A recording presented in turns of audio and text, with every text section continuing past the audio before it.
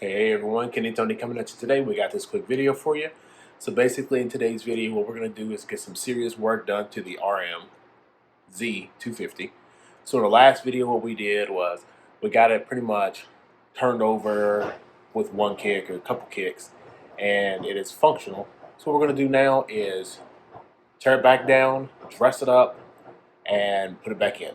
Alright everyone, check this video out. Let's get it rolling.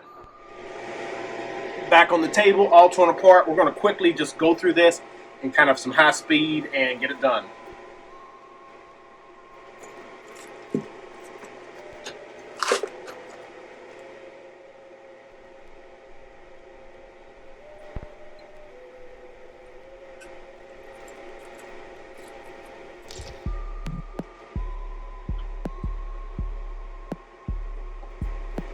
Make sure you put the carter pins in here.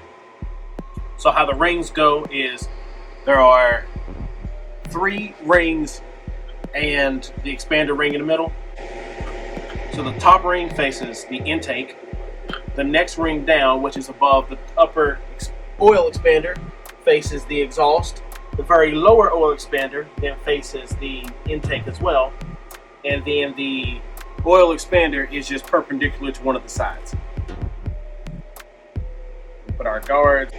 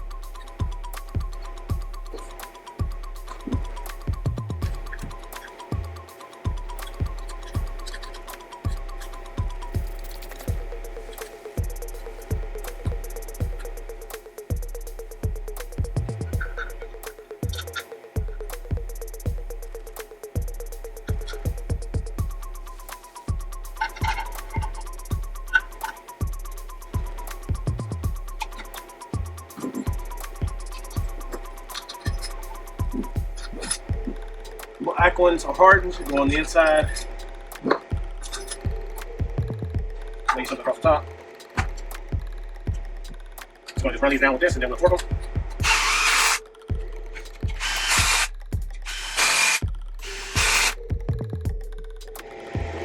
.36 foot-pounds.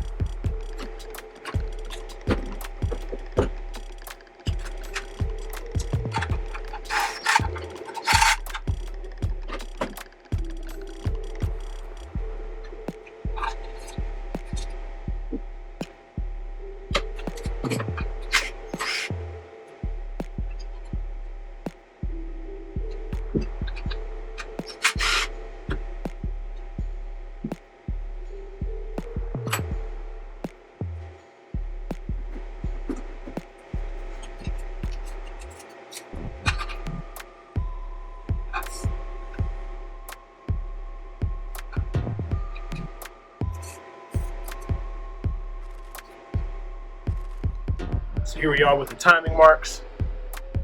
See in there's 2 hashes. Let's see if I can move it a little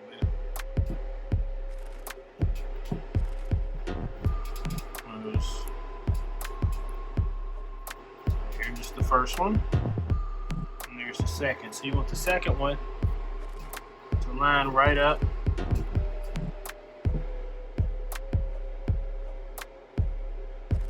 Right there. Right up here at the top, dots flush, the other dots flush, so that's perfectly in timing. So we just got to put the timing tensioner back on, and that's going to be pretty simple.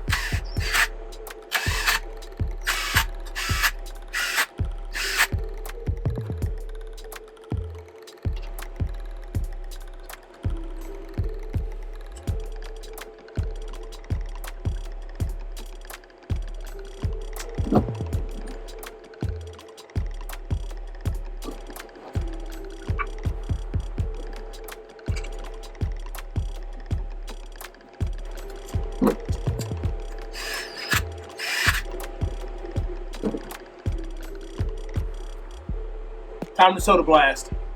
So here we are, all back together and soda blasted. So looks a lot cleaner if you can't tell. We're gonna take this off, and the other cover off. We're gonna get them sandblasted, powder coated black, red, and the other side black. So let's go ahead and get those off. It's been a long day. I'm getting dusty and everything, but man, we got some powder coating done to the RMZ250, and I love it.